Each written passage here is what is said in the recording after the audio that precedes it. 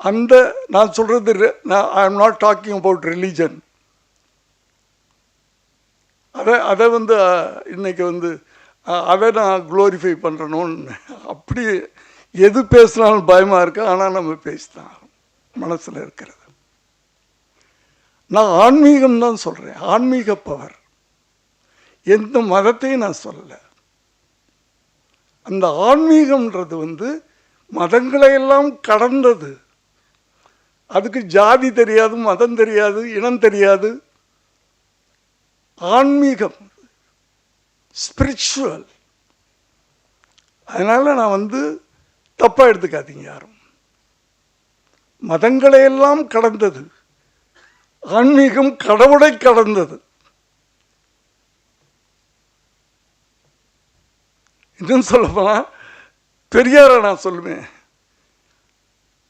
கடவுளை இல்லைன்னு சொல்றது ஆன்மீகம் கூட சொல்லலாம்.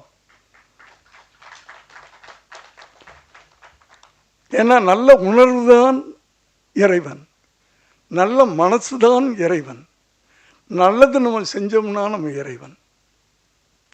அப்படித்தான் நான் நினச்சிக்கிறேன். பெரியாரை படிக்கும்போதே எனக்கு என்ன பிடிக்கும் இதனால தான். அதனால தான் என்னுடைய படங்களும் அந்த பாதிப்பில்.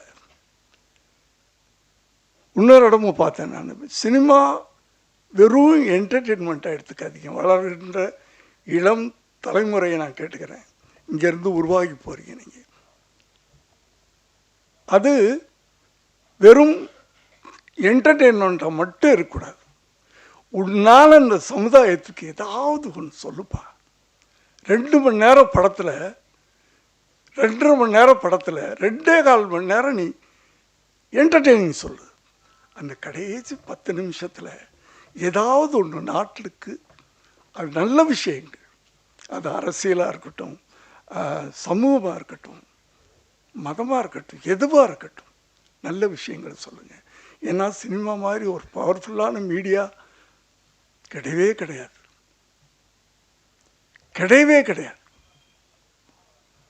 எப்படி பவர்ஃபுல்லான ஒரு உதாரணத்துக்கு ஒன்று சொல்கிறது, இந்த ஜெனரேஷனுக்கு தெரியாது.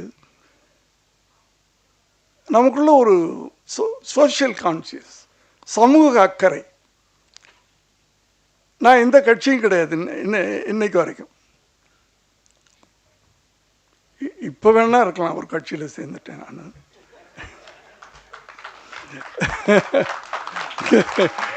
இந்த